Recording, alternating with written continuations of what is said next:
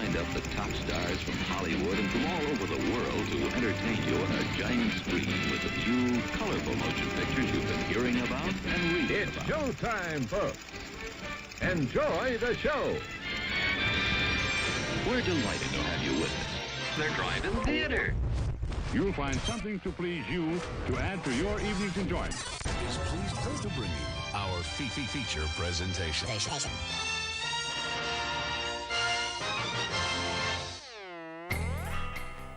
Yo, yo, yo. How's it going, everybody? Happy Monday. Happy June 7th, 2021. Up in here, you're tuned into the Drive-in Speakerbox. I am, of course, your host, Bo, the boom operator. And I'm Jake the Grip. And, yeah, we're back. It's been another week. There's movies coming out in the theaters now, and people are taking their masks off and hitting the streets, and it just feels like a new day. It's weird. Going to the movies this weekend was very strange because, you know, I went to an AMC, and AMC is still very much, you know, like follow the guidelines. I don't know if the staff cares because it's generally a bunch of people that just don't want to be there.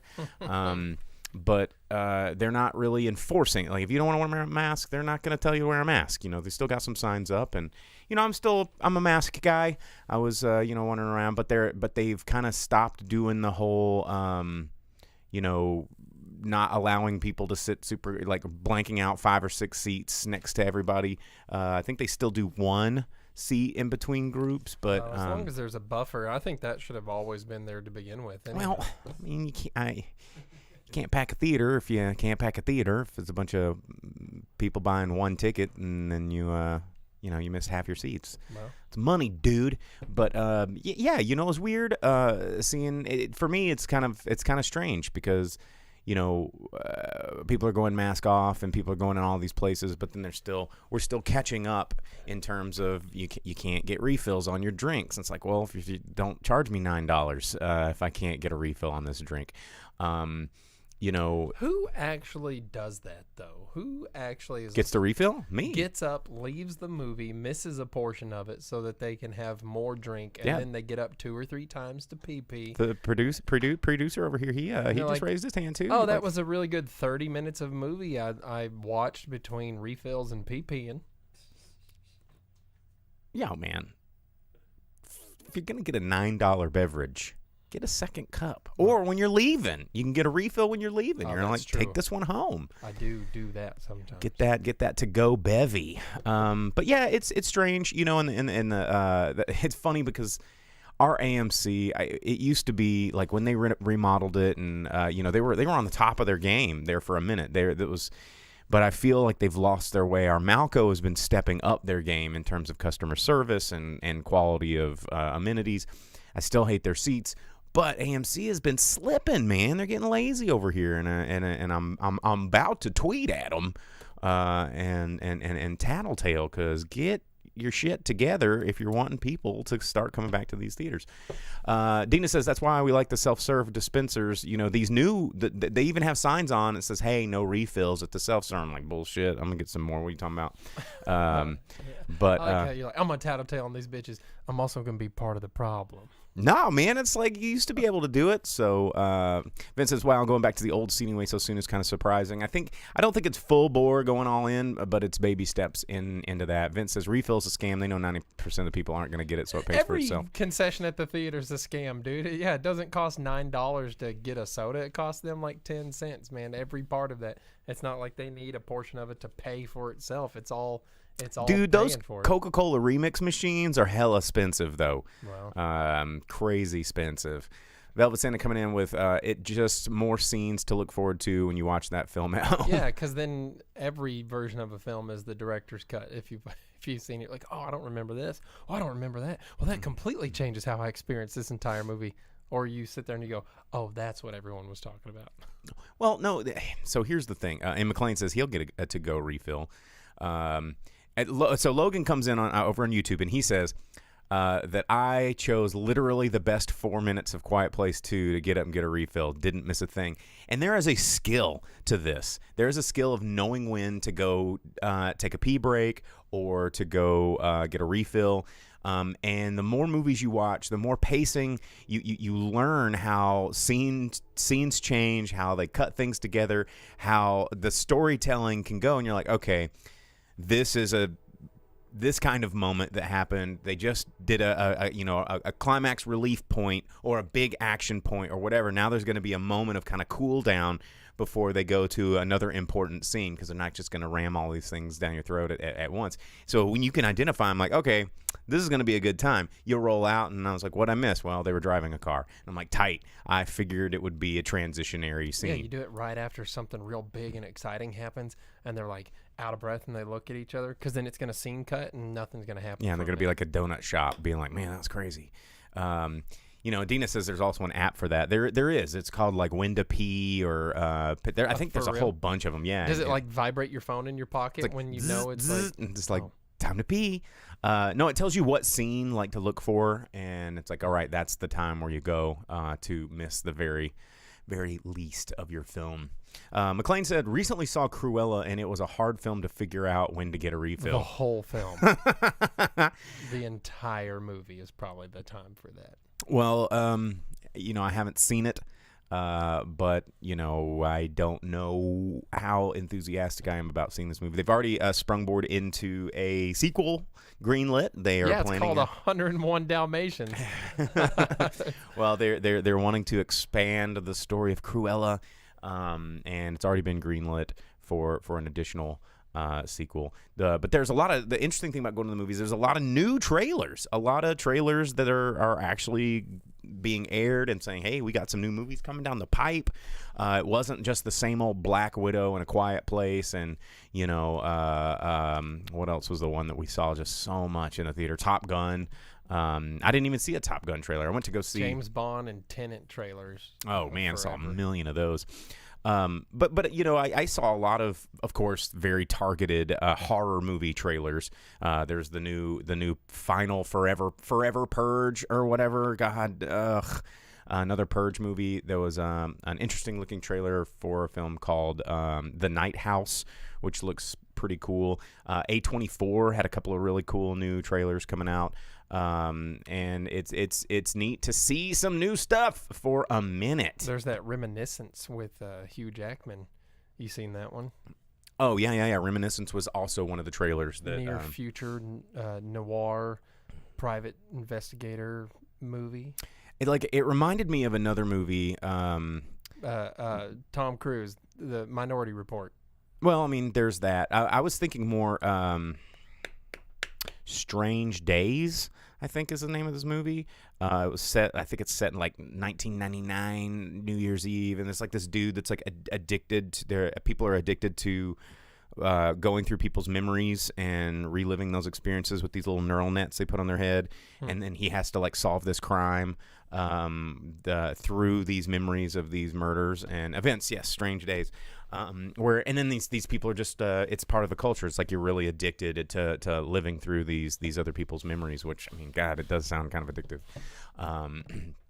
Velvet Santa says, will you be my Purgentine? Ew. The purge, I just don't like that word.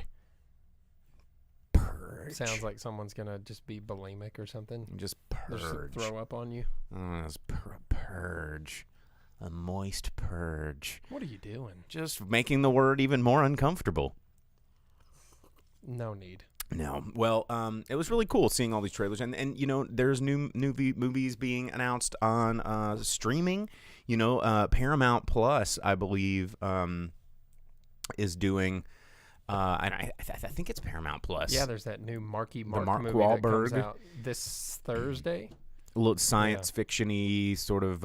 It's called Infinite something or another, or I forget what it is. But it's about a guy that lives forever. Yeah, he's a guy that lives all the lifetimes. I hope in every one of those lifetimes he's just been Mark Wahlberg. He's like, hey, how's your mother? And I knew in my previous life. In like feudal Japan, he's like, arigato, how's your mother? And because that's what the flashbacks kept going to, like Japan. Oh, really? Yeah. Arigato, what's up? How's your senpai? Wow. We shit. But yeah, there was that one, and also a new Steven Soderbergh trailer coming out. Now, Soderbergh is one of these guys that's a real hit or miss director, but when you give him a heist movie that he wants to do, like this dude does heist movies. I mean, you look at, of course, I know you're not a big fan of the Ocean's movies, but Ocean's 11 was... Not the remakes, like right. the old Well, one. I mean, the Soderbergh Ocean's 11 was pretty good. It was pretty good. And then Logan Lucky was really good. Yeah, we watched that together. Yeah, Logan Lucky was really good.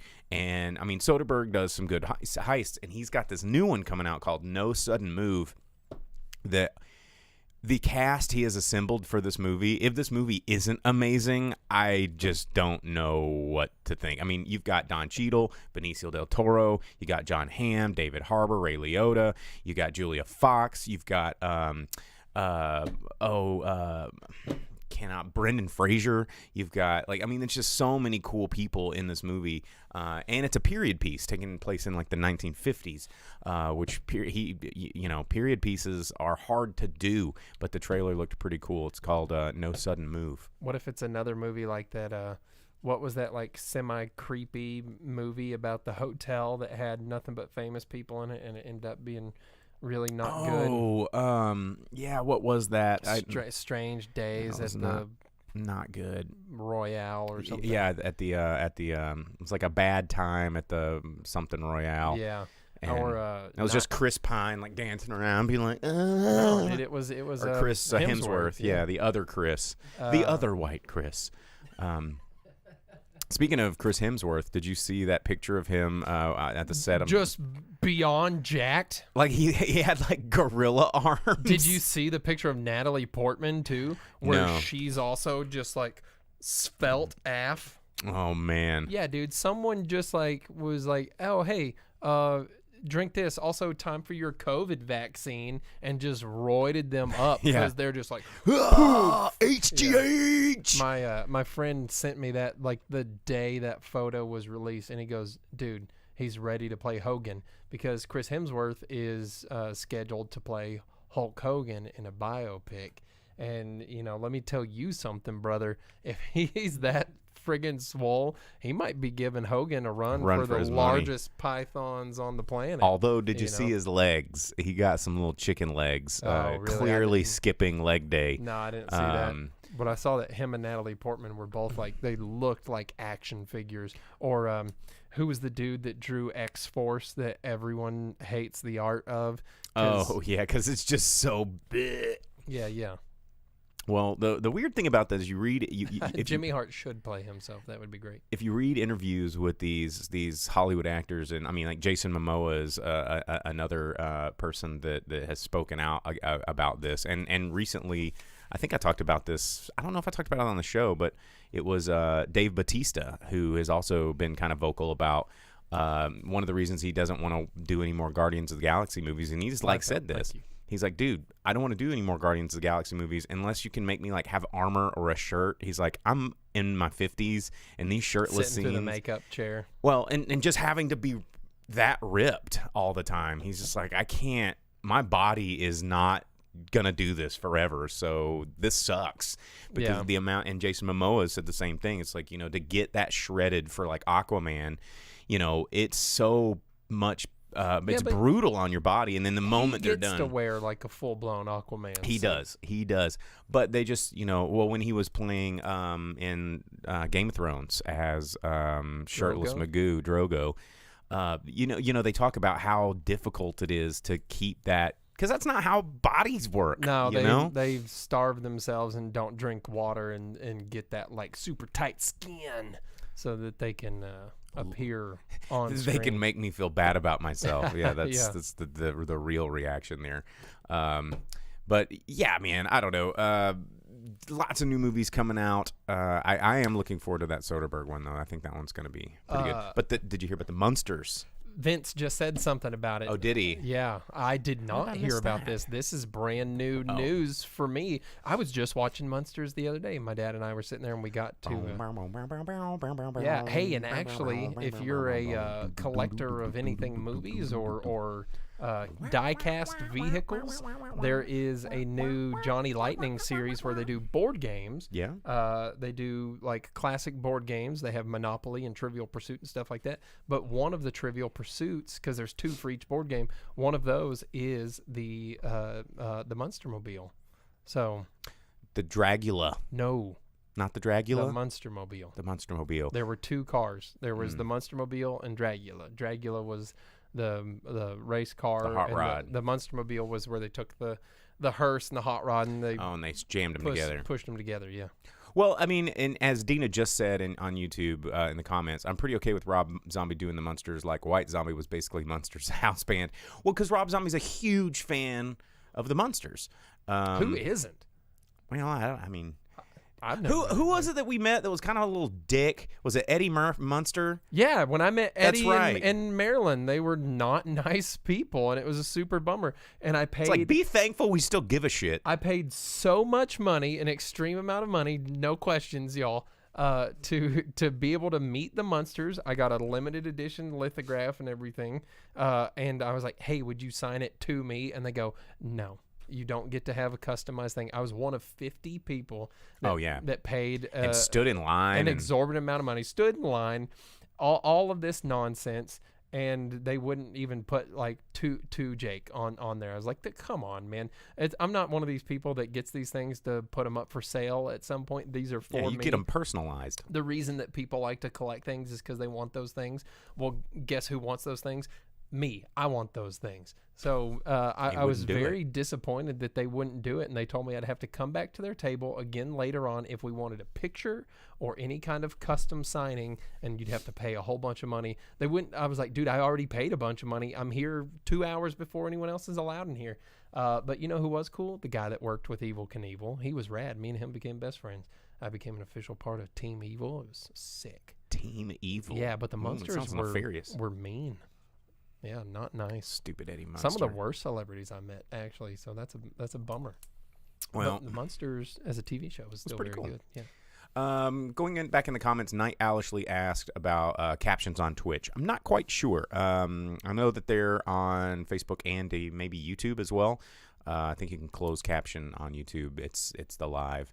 I'm not sure about Twitch. I don't know. Maybe a producer over there. I'll look into that while we're doing and see if we can't get some Twitch captions going for you. But anyway, yeah, the new Munsters movie. Rob Zombie didn't he name his kid or something Dragula? Rob Zombie's a weird guy.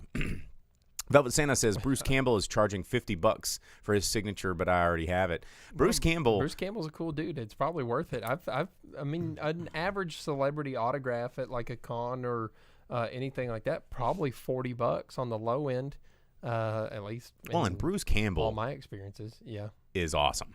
I'd pay $50 for Bruce Campbell autograph to be able to talk to him and everything. And shooting for the new Evil Dead movie, which is called Evil Dead something. I don't remember the name of the working title. It just started last week, so they have started principal photography on it. And Bruce Campbell is not in this movie. He says, I mean, maybe he might have like a tiny little cameo somehow as another character that's not Ash Williams. But he and Sam Raimi are coming on as executive producers. Sam Raimi is not directing this film, but they is it another reboot? No, I think it's because that last one was not good. Yeah, that last one was terrible, and I don't know if it's a sequel to that one. But I didn't. Okay, here's the thing: that movie wasn't terrible. It was a terrible Evil Dead movie. Does that make sense? Like if as a horror film, it wasn't a bad movie, but it wasn't an Evil Dead movie. Evil Dead is seen it before. It's a comedy. Evil Dead is a horror comedy. Well, it's not supposed to be. No, it's totally always supposed to be. But even Evil Dead 1 was not supposed to be. But it was a campy budget. But then they embraced the hell of it in Evil Dead 2. Yes. In Evil Dead 2 and Army of Darkness and Ash versus the Evil Dead and all the games and all the comic books are all horror comedies. Sure. Because that worked better than what had been intended, so why not? Because like in the first one, you really found like Bruce Campbell's just magnetic charm of what he brings to any project that he's working on. It's amazing how he is probably one of the most famous celebrities that never got famous. I mean, he's Bruce Campbell. He's never been an A-lister, but everybody knows Bruce Campbell. Well, in his movie, Memoirs of like a B-lister. Of a B-list, yeah. Yeah. Yep. Velvet Santa said they were excited for the Total Recall remake preview before they realized it was Total Recall. You know what? What's funny about that is one of those videos you can watch here on YouTube where Arnold goes over his whole career. He's like, yeah, and then he talks about all the movies and how awesome Total Recall was and how it was a lot of his idea, him meeting Paul Verhoeven and making the whole thing And work. I said, listen, Paul, I want to pull something like a huge thing out of my nose. Kind and it's of. like, glow, and then pull it out, and then it track me in my brain. Yeah, sort of Yeah. like that kind of. And they're like, all right. He helped make that movie work, and then he goes, And then we're going to remade- have 3 boobs. I love titties. We're going to have not just 1, not 2, but 3 titties. That very well could have happened. But he talks about that, and then he goes, oh, and they made this new one. What the hell made him think that would work? Because Arnold he's like shits on it. But you know what? Talking about magnetic personalities and people that make things work, did you see it was announced that Donnie Yen is going to be in John Wick 4? John Wick 4, yeah. How about that? I'm okay with that. And currently it's set for May 27th of 22, so let's hope it comes out because it was supposed to have originally come out last month. Yeah. And you know what? Another big-time personality that everybody likes that makes things fun, Elijah Wood, is going to be the big villain I read this. in the new Toxie. I read this. How on earth they... Well, okay. Well, Sin City, he's a creep. So, okay, I take that back because Elijah Wood, if you've never seen, because there's a movie, it's a I want to say 1980, 86, 84, I don't know. Someone's going to correct me in the comments when they Google it. But there's a horror movie called Maniac. And it was a really interesting, bizarre movie because it was one of the first movies to like truly be point of view from the killer. I mean, Friday the 13th did a lot of POV stuff, which made it very creepy. But Maniac took it to a totally different level, and that movie is very disturbing. Vince, 1980, thank you. Early 80s. But then A24, and I think it was who is that director? The French guy. He, oh geez, it doesn't matter. But they did a remake of Maniac, and Elijah Wood starred in this movie, and it's like a super weird, low-budget, creepy remake of this horror film, and he knocked it out of the park. That is a disturbing movie, and Elijah Wood just crushed it. If you've not watched the remake of Maniac with Elijah Wood, you need to see it. So when I saw that he was going to be in the Toxic Avenger movie, because isn't Peter Dinklage going to be Toxie? I think I read something about that. Is he just doing the voice of Toxie? I don't know, but man, this could be awesome. It could be totally awesome. I mean, that's the part of the problem with some of those trauma Toxic movies. Avengers movies, so and cartoon and The cartoon was really fun. yeah. Again, one of those properties that really had no business getting as famous as it Or did. being marketed to children. Yeah, I mean, how did they convince somebody? I mean, the late 80s and 90s were a really weird time for creating content and the things that they could get away with marketing to children, which reminds me of a good documentary that I watched on Hulu that I recommend. Not to I don't actually recommend this to everybody that didn't really grow up during this time, but it was called Nickelodeon The Orange Years, and it was a documentary about how Nickelodeon started and their journey from becoming this children's programming juggernaut, and then in the 90s creating things that were really boundary pushing and benchmark setting for everything to ever come after it. But it was all because of this CEO who really led the path, and she allowed all our creators to just say, hey, we want creator-driven content. We're not going to tell you what to do. Just like Doug and Ren and Stimpy and Rugrats, things that people had never seen before that were kind of like Rugrats was kind of gross at the beginning. Like these characters were ugly, and same with Ren and Stimpy. That was not a children's show, but we grew up on it. Yeah, I was about to say I rushed home to watch Ren and Stimpy all the time. Ren and Stimpy and X-Men. That was my jam. And then you get shows like the Toxic Avenger show, and you can't do Velvet Santa says you can't do that on television. It's a roadmap to my life, and there was a really interesting thing about how that show got made. They're trying to pitch this idea and sell it before it became the embodiment of Nickelodeon for a while, but. The guys were in a meeting, and the guy who was pitching it, the execs were like, you can't do this on television. And he goes, watch me. And then they called it, you can't do that on television. And then Nickelodeon, it was their flagship show. But a really cool documentary about a time that you don't see very often in modern media in Hollywood, where everything has to be a surefire bet. Everything has to be very market tested, very demographic, tried and true, and better make sure it has an ROI built in and an existing fan base for a toy platform. But the CEO of Nickelodeon at the time, she was just like, I'm not chasing money. I'm not chasing toy deals. I'm chasing programming for kids. It was really cool.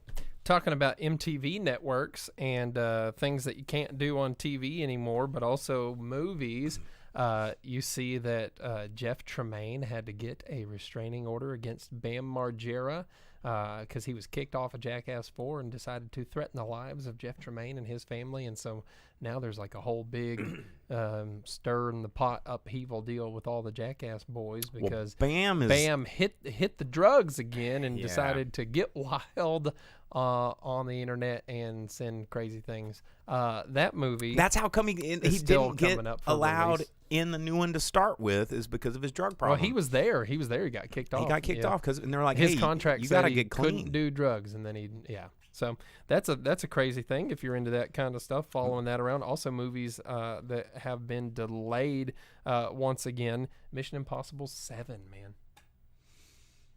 They picked up production and someone tested positive, and they had to shut the whole damn thing down again. Daggum. I know. But you know what? Something that's kind of fun about stupid movies and things like that. You see that there's real life snakes on a plane? What? No. Yeah. This Australian MF snakes airline. Off my MFN plane. This Australian airline, Qantas, parked a bunch of their airplanes in the California desert because apparently deserts are a really good place to keep planes. And while they have been parked there, rattlesnakes and the scorpions have been attracted to all of the wheels and tires on those. Yummy rubbers. So they've issued all of their repair crews and engineers with wheel whackers, they call them. They give them broomsticks. Snake pokers? Yeah, they go out there with broomsticks and they have to smack the wheels and tires of all these planes. And they say that all the rattlesnakes and scorpions just scatter. So there could very well be, while in the air, rattlesnakes on a plane coming to real life. Coming to an airport near you. Yeah. So this summer. They've only flown like 2 or 3 of them, and they haven't reported any snakes there yet. But they're all up in the landing gears and the wheels and tires, and there's just snakes on planes. Real thing that's actually happening in real life. Thanks, 2021. That is wild. Vince says you are probably going to say duh, but heard that Amazon paid so much for MGM because they're going to sequelize and prequelize all those classic titles. Yeah, we talked about that a few weeks ago. It would have been last week if we would have talked about it, but I don't know if we did because... Well, we talked about the deal that they made. It was like, what, $9 billion? Like 8 point something. Yeah, but I messaged you about it. I don't know if we actually got to talk about it on the air. Show. I don't remember because they were just like, yeah, we're excited at being able to, bastardize all the shit we just bought. So Amazon's direct quote on it was that they were very happy to have all of the properties, including the extensive back catalogs, so that they can make remakes. They wanted the remake capabilities for anything and everything belonging to Metro-Goldwyn-Mayer. So get ready for unlimited reused ideas. Nothing new ever again. Nothing sacred. And that's, going back to that Nickelodeon documentary, like that is, again, that's a time that doesn't exist where people are like, I've got a really new idea. And they go, get out of here, you crazy person. We got to go find one of these old ideas that everybody liked back then, and they're sure going to go like it now. And movie Hollywood guys, they all still talk like that. I imagine that they have not changed since the 1930s and 40s. They're just still going in there. They're like, Furbies are out, and this year's it's superheroes. Superheroes are in. More superheroes. And that's going to be the whole thing. Dina says, I will burn every copy of Casablanca remake. Well, get ready. Yeah, unfortunately, most movie creators didn't have the same foresight that like Bob Gale and Robert Zemeckis did when making Back to the Future, where they have it written in stone that you cannot make remakes of them, and their families have been tasked with safeguarding that after their passings, so that there can never be remakes of Back to the Future. And the only thing they've ever allowed to be done beyond that's the cartoon and the official Telltale video game, which is a official sequel, but it was like produced by Bob Gale, and it's actually really good. good. Doesn't it have the voices of Doc Brown? Yeah. It has Christopher Lloyd doing Doc Brown. Yeah. Great Scott! Michael J. Fox wasn't able to do his voice, but the guy they have isn't bad. It's a really fun video game. But yeah. Nothing but terrible things there. McLean says, I would watch a remake of Wizard of Oz if they tried to make it closer to the book. I mean, they already tried to do that Oz. There's the James Franco one.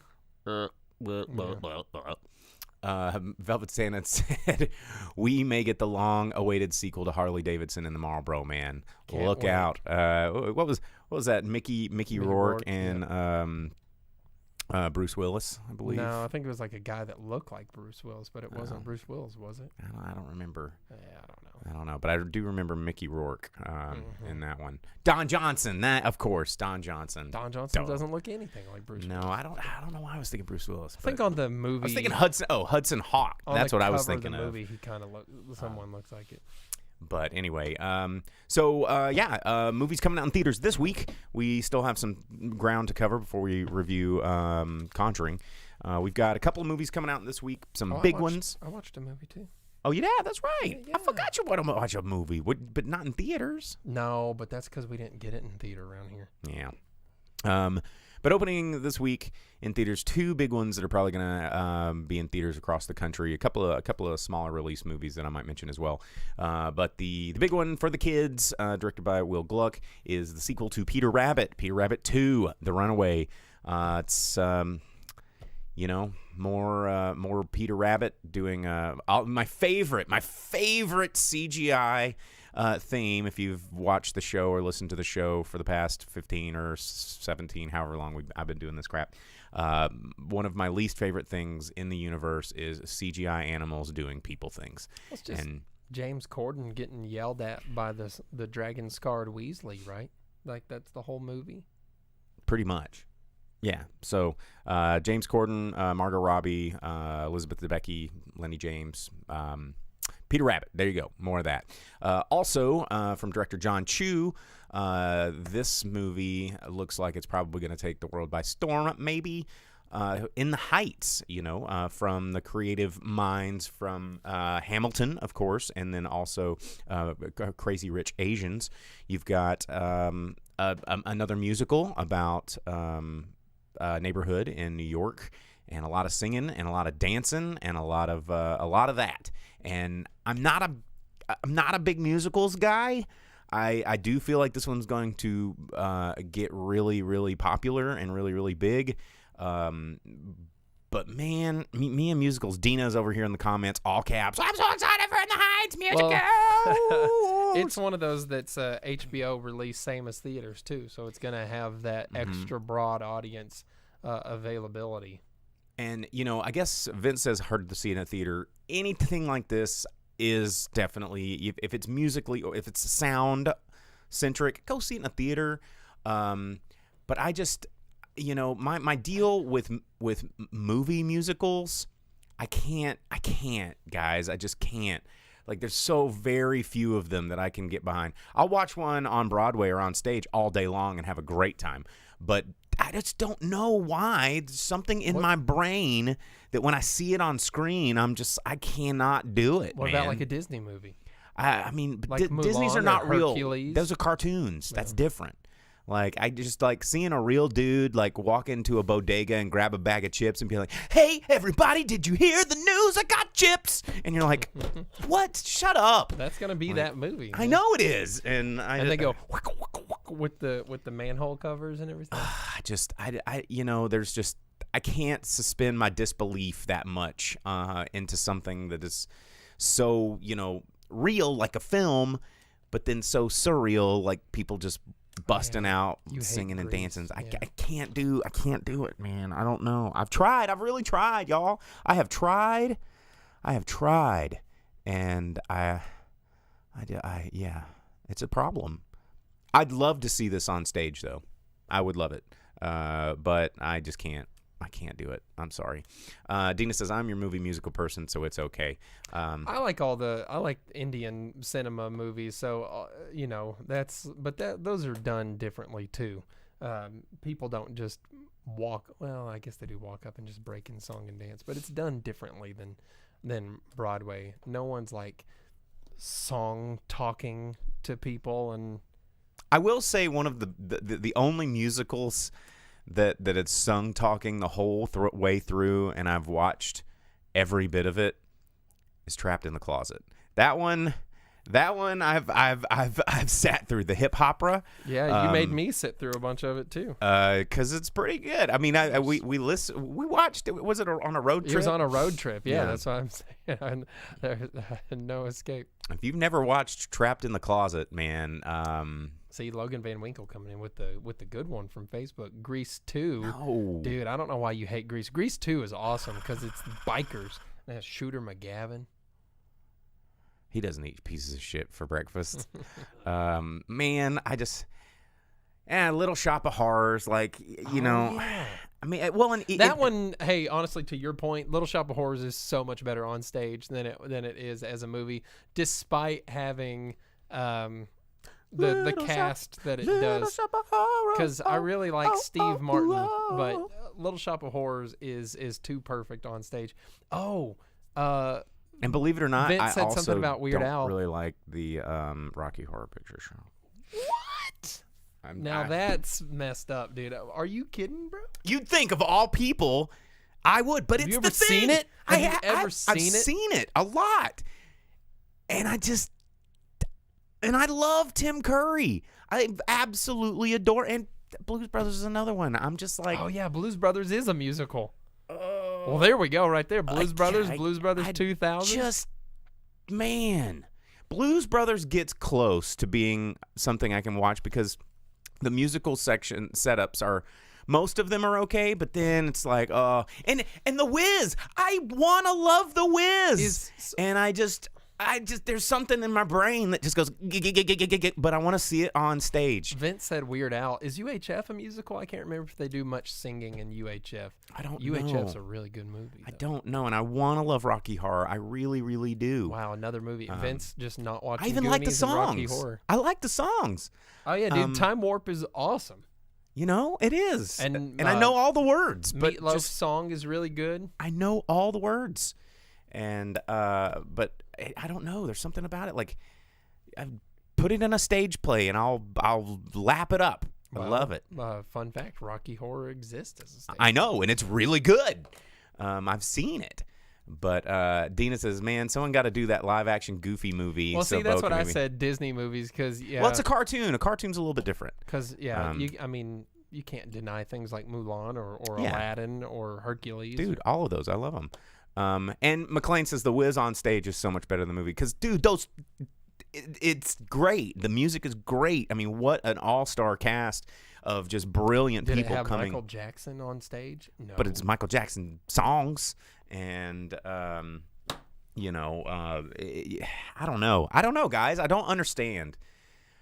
Some people just, it's like, I think I'm one of those people that, they say that, like, cilantro tastes like soap, or they can't taste cilantro the way that other people can taste cilantro. I can't watch musical movies. Like, I just can't. I don't know. Oh, Vince brought up a good one. What about Sound of Music or Mary Poppins? No. You don't like Mary Poppins? No. You could spoonful that sugar somewhere else. No. I just don't. And even like Bed Knobs and Broomsticks musical parts, I can't get into. Was that a musical? There was like a couple of musical what spots. about Chitty Chitty Bang Bang, bro? Oh, I know. It's weird. I don't. Wow. Bed Knobs and Broomsticks, classic. And Vince coming in with the Labyrinth. Harvard. Hell yeah. Yeah, it's David Bowie sitting there singing. But I like Dark Dance, Crystal better. Magic dance, magic dance, magic dance. It's the babe. Yeah. The babe brings magic to the babe. Yeah. With his balls. He's just balling it about. Yeah. It's only forever. Yeah. Like, I mean, I know all the words and I love all the songs, but man, when it hits those music parts, I'm like, Oh yeah, what about Oh. every Muppet movie? Like Muppets on Treasure Island. dude, Muppets singing are different. Because it's Muppets. It's basically a cartoon at that Well, point. Muppets on Treasure Island has Tim Curry as Long John Silver. It's basically Rocky Horror Picture Show. I don't know, dude. I don't know. This is going to turn into everybody throw an example at me to see if I like it, the show. But anyway, let's move on. In the Heights, coming out in theaters this week. I still got a movie to review. Also coming out this week, The House Next Door sequel, which if you've never seen the original House Next Door, or excuse me, not House Next Door, Meet the Blacks. It was a 2016 Deion Taylor comedy with Mike Epps. This is a sequel, Meet the Blacks 2, but it's a horror movie somehow for whatever reason, and it looks pretty silly. But also kind of funny about moving into a childhood home, has to team up with oddball neighbors to do battle with a pimp who may or may not actually be a vampire. So, yeah, hilarity ensues. Kind of a little bit like Fright Night. I was about to say, yeah. Which another good horror remake. Both the original and the remake are quite See, good. and there's horror movies I like, y'all. I Yeah, like it was a comedy. Creepy movies. Fright Night, well, there's parts of it that are funny, but not the whole movie.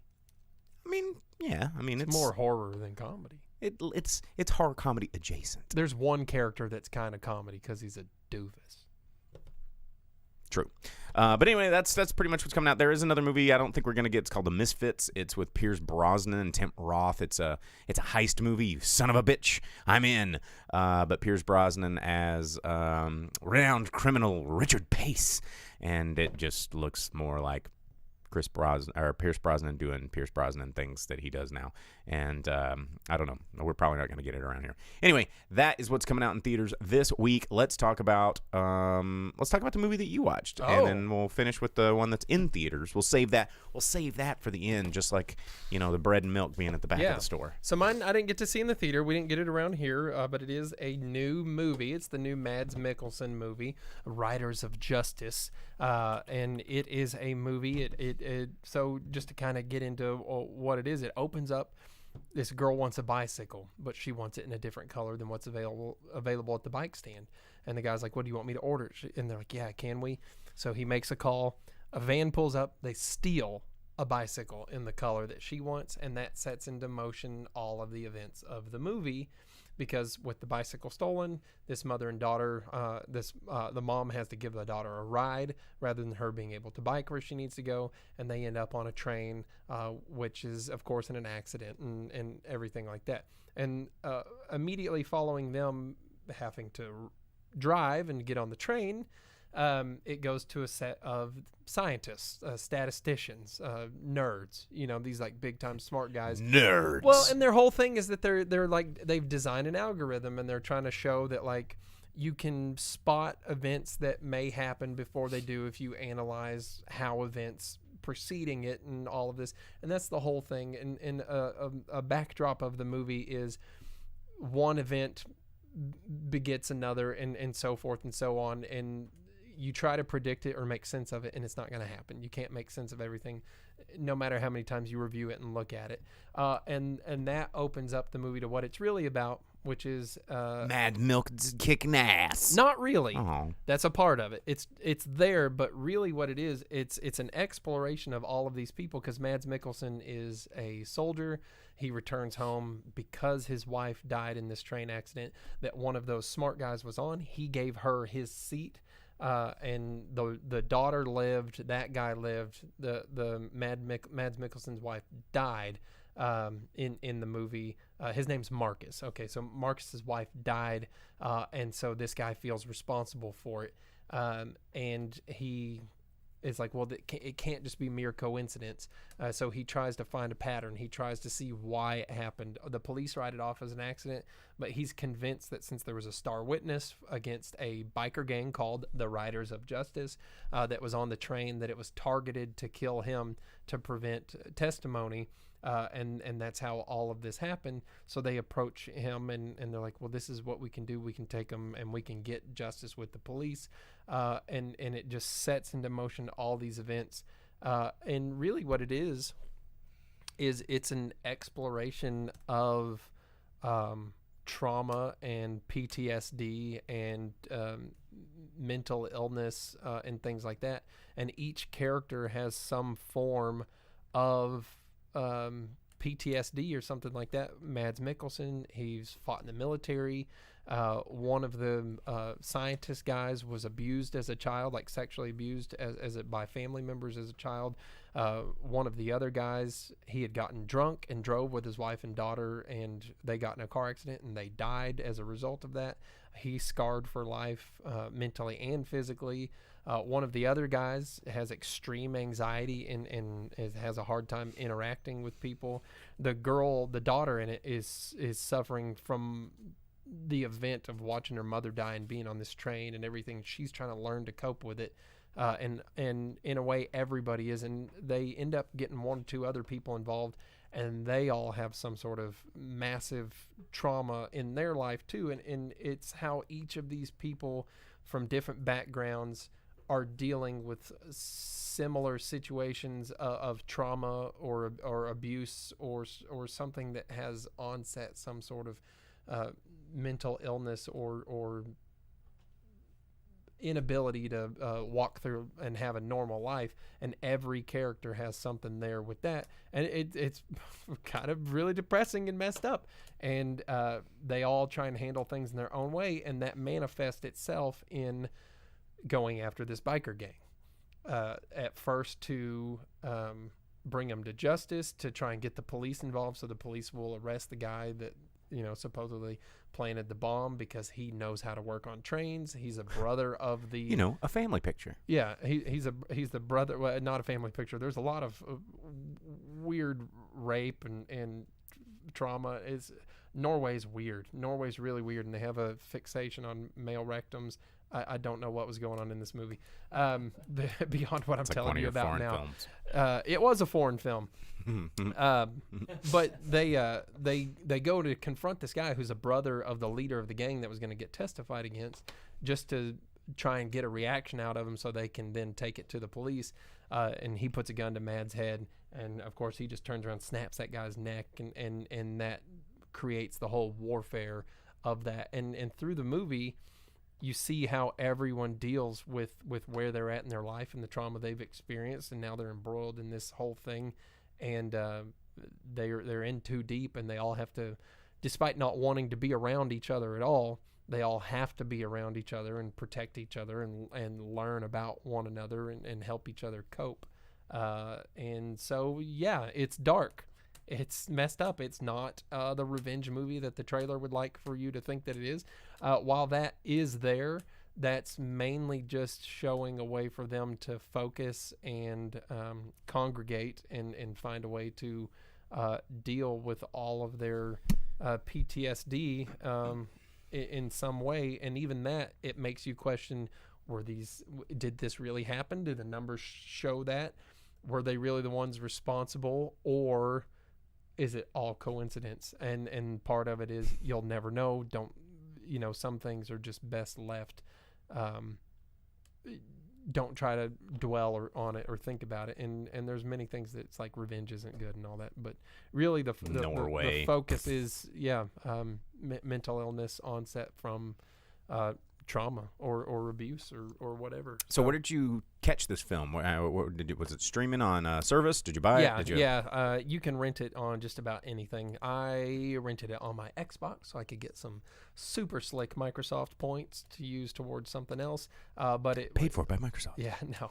But it's available on Amazon and stuff like that too. So it was like $7 to rent on whatever platform I checked it out on. So not bad. If you like foreign films, if you like some sort of action movie, or if you like drama that's some sort of introspective look onto what it is to be a person and go through experiences that everyone does and see how people handle it differently, it's there. But if there's going to be things that if you have some PTSD or some deep set trauma in there, it might trigger you. So be aware of that.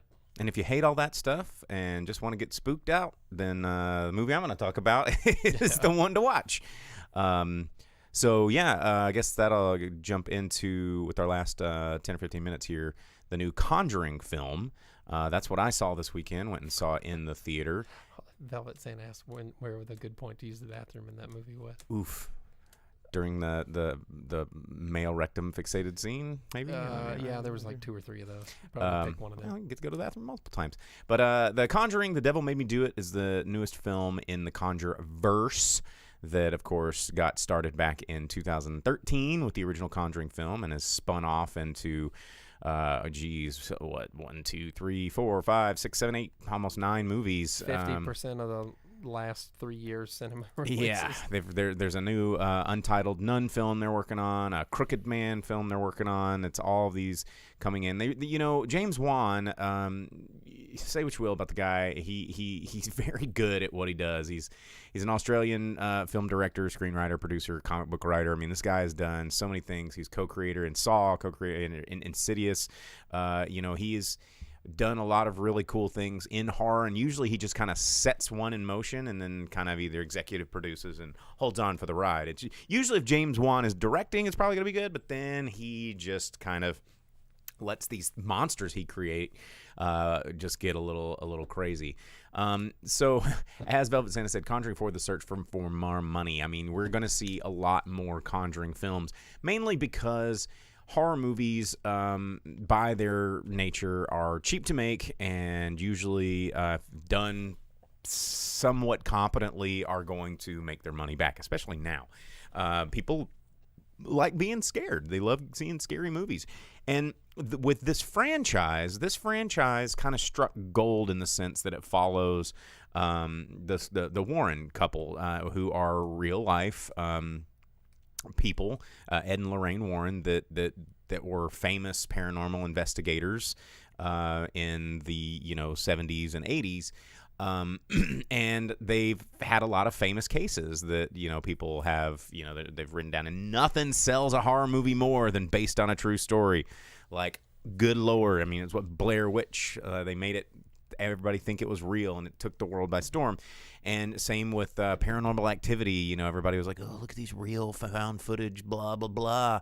And, with the Warrens, they have archived footage of these people. They have these real stories. And this story kind of takes place around an actual court trial, the trial of Arnie Johnson, which was known as the Devil Made Me Do It case, which happened on November 24th, 1981. And of course, like any movie, they take a lot of liberties with making this an exciting, spooky, scary romp in a horror universe. The problem I had with this movie is, in the trailer, it makes you think that this is going to be a lot of like courtroom stuff and interesting stuff of like, ooh, well, what would happen if you try to, follow how this court decision was made and how this all played out. Turns out the reality of it wasn't very exciting. They tried to plea innocent by demonic possession, and they're like, well, that's dumb, and they wouldn't let him do it. And so I think the actual verdict was, what did he end up getting? He got 5 years, he spent 5 years in jail. The guy really did kill a person, and it was, and he said it was possessed. And they have tapes of the original, exorcism that they play at the end, where you hear the guys like yelling and screaming and stuff like this. That's kind of neat. But when you start turning it into a horror property, you gotta have a big bad. You gotta have a monster. You gotta have, the thing that goes bump in the night, which it's like, dude, demons are scary as shit anyway. Like, that's Bible stuff. People believe in God, so they probably believe in this shit. It's weird. And with that going on, they were like, well, we had the nun, we had Annabelle, we had these characters, and they were going to try and originally create another spin-off character. With this movie, they decided to hit that with the cutting room floor, and that didn't happen. But the bad guy in this one is an actual human being, and which I thought was kind of an interesting take off of,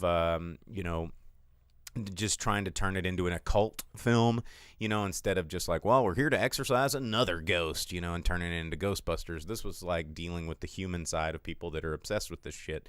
And it kind of fell flat a little bit for me with this like magic spooky witch lady that, I mean, she was creepy enough and everything, but it felt like more of the same at a certain point, and you don't really get the, I don't know, when you're dealing with telling stories of real people that existed, you know, they're not superheroes, you know, but they want to make these characters, the Warrens, seem like ghost-busting superheroes, and they just aren't. And this, they're no Ray Stantz. yeah, they're not.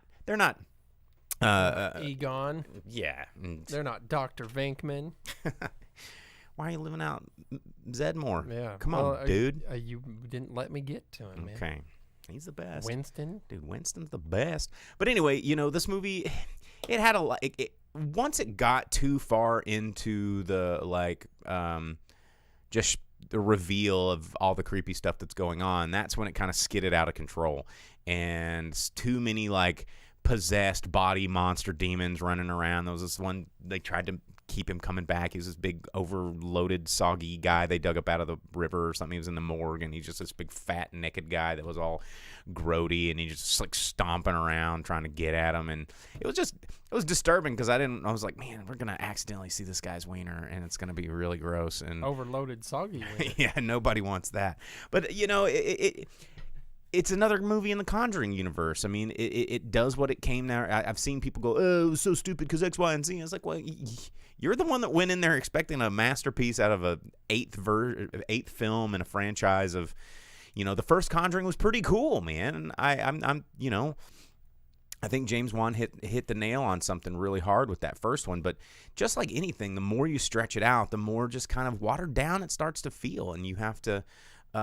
You have to keep pushing the envelope when it's kind of like fantasy novels or comic book movies where there's always some universe destructing force, and it's like, how big does the next big bad have to be to keep us interested? When, you know, how many times can you go, well, I've never seen this before. I'm like, motherfucker, you just saw it in the last one. What are you talking about? Like, you acting like this is new? This is Tuesday for y'all from what the 9 movies have led me to believe. And as Dina said in the comments, it added a new artifact to the Warrens' collection. It'd been a minute since they did that. Yeah, and it's just like, oh, let's put this magic chalice in the you know, grimoire of spooky things we've solved, and right up there next to Annabelle and the nun painting. And it's like, well, you know, well, there we go. We've never seen anything like this before, but here's a whole room of shit that we've just seen just like this. Boop. And you know, it did what it did. You know, it's not gonna make you afraid at night.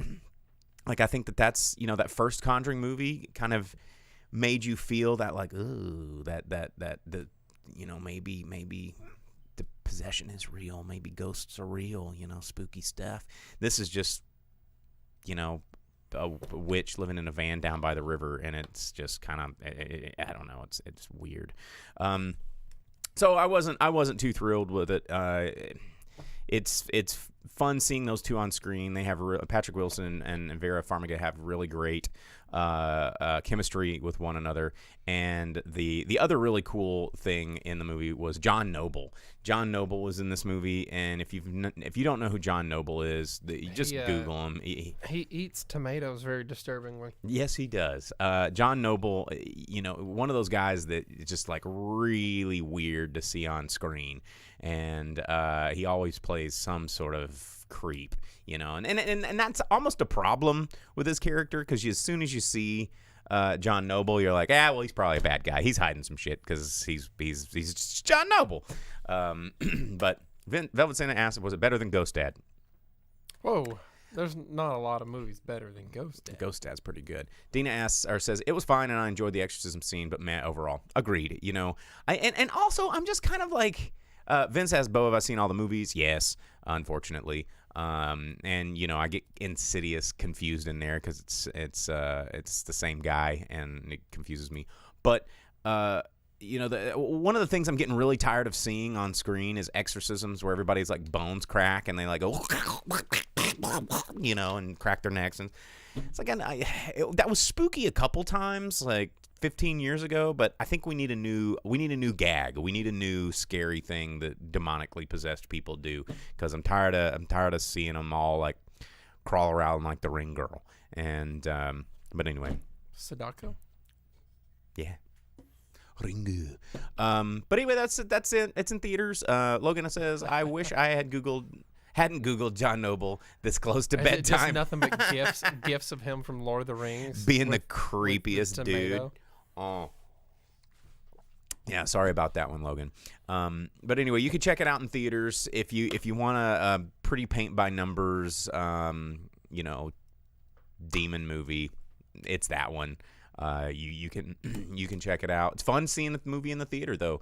Like that me going to the movie, I think it's just, I have so much fun just sitting in a theater nowadays that movies that I would have been like, ugh, I'm now like, well, at least I got to see a movie in a theater, and so that was cool. Yeah. Well, look, Vince even pointed out soon we can start putting movies back on our the movie board. And take COVID-19 off there, and it'll start when we start going back to the movies. On June 25th for Fast and Furious. Go.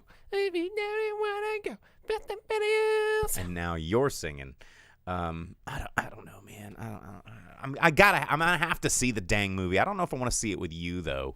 You don't want to be part of the hype train. Well, I'm going to the Hot Boy car meet where all of us are going to have our underglow and our boost going. It's gonna be sick. I'm gonna live stream it. I'm gonna follow you. I'm gonna follow you in my car and just like show you and all your nerdy car friends being like, "Wham wham! Oh, we're gonna go see Vince. Oh, no, if there's any nerds there, I don't want to hang out with them, dude. I'm there to hang out with the cool boys. I'm gonna be there in my Hot Boy ride. I'm gonna have my underglow ready to go. It's gonna be a sick. Yeah, spoiler on your mom's Dodge Neon. Heck yeah. Vince says, I heard the box office in Fast and Furious in China went down 85% the second week. People think it's partly because of John Cena. And I was going to say something earlier of things we didn't talk about last week. I don't know if we got to talk about that. I know we talked about it in our personal lives outside the show. I don't know if we talked about it on the show where Cena had to apologize for all the John Cena scenes. Yeah. Cenas. Well, because he was promoting the movie, being like, hell yeah, Taiwan, you're the first country that gets it, and I'm so excited. And China's like, excuse me, did you just call Taiwan a country? Oh my God. And then John Cena had to like back up, and he went on to Chinese social media and in Mandarin told them that he was super sorry, that he loved China, he thought China was the best. He said sorry like 500 times. And now he's in hot water with everybody else because the United States and the rest apparently of the everybody free world can see him recognize Taiwan as an independent nation, despite China wanting them to not be seen that way. You're damned if you do, and you're damned if you don't. Cena. My theory was that Vince McMahon had told him to do that to save face for WWE, but apparently Vince McMahon is pretty PO'd at him too, probably just for making a mess of the whole thing. We might end up getting a lot of deleted Cenas in the DVD release. Yeah, they're going to replace him like they did with Chris D'Elia. Deep fake him in someone else. Anyway. Oh, which, by the way, you can enter a cameo competition, and you can receive a cameo message from at least 2 of the stars of Fast 9 of your choosing. I kind of want out of like guy that drove tank, guy that got crushed by magnet, guy that no, it's the got stars blown up in the helicopter. No, really? It's like Sung Kang and John Cena and Michelle Rodriguez and the chick from Game of Thrones and Luda and Tyrese and I know Luda and Vince Tyrese Diesel. are probably going to do it, but I mean, I kind of want to have Sung Kang and Luda do it. Luda to have something to say. You pay for that? No, you win it. You enter a competition. You win it. Yeah. Oh, well, you're never going to win. It's for free. You're never going to win that. Well, let's do the box office really quick because we are running out of time. Oh, you pay for it? Oh, well, it's free. You wouldn't win it. Well, contests are a joke. Let's do the box office really quick before we get out of here because we are running out of time really fast. Clearly, #1 movie in America, easy. Conjuring. It made $24 million in its opening weekend in over 3,000 theaters nationwide. Still a lot of theaters not open. There is over 4,800 theaters, I think, across the country. I don't know what that number looks like now because I know a lot of them have permanently closed. And that's some homework I want to do. Find out how many theaters are still left in the country, because that's going to be strange info. Number 2, Quiet Place 2, bringing in $19.5 million in its second weekend release, so far bringing it up to $88 million at the box office, which is pretty good considering the state of things. Number 2, Cruella, brought in 11.2 in its second weekend release, bringing in so far a total of $43.6 million. And then number 4, Spirit Untamed, which opened up at a pretty weak $6.2 million from Universal Pictures there. And the number 5, I'm only going to do the 5, was Raya and the Last Dragon, still hanging out there in its 14th week of being out in the theaters, bringing in $1.3 million so far, bringing a total of $53.5 million at the box office. So there we go. Everything kind of drops off pretty hard after that. But Demon Slayer, Mugen Train, still out there at the number 8 spot, which is kind of cool. Did not expect that to still be out there. And Spiral dropping down pretty far as well. But anyway, that is the box office, and that's it, man. That's our show. So again, thanks everybody for tuning in. Always find this, if you missed a part of it, you can rewatch all the replays on your Facebook, your Twitch, or your YouTube. But if you don't have access to sit around and watch it, you want to listen to us in the car, you can check us out anywhere you download your podcasts. So subscribe on Spotify, subscribe on whatever Google or Apple or whatever device. Put us on your devices. I don't think that how do we do the thing where it was like, you hear it on NPR where they go, ask your smart speaker to play the Drive-in Speakerbox. I wonder if that works. Does anybody have a smart speaker at home? Carl, that's homework for the producer over there. He's gonna test that out, and I'm sure it won't work, but it does work. Ah, sweet, cool. Feel like we've ascended to something more. Tell your smart speaker to play the Drive-in Speakerbox. That's dope. Well, that's a smart way to say that too, instead of saying the name of it and setting everyone's device off. Yeah, just doing it right now. Play the Drive-in Speakerbox. But anyway, all right, guys. Well, that's our show. Thanks for tuning in. We'll see you guys next week. Velvet Santa says you have to be really specific. Okay, Drive-in Speakerbox. I'm your host, Bo, the boom operator. No, I'm the co-host, Jake the Grip. And we will see you guys next week. See ya. Later, dudes.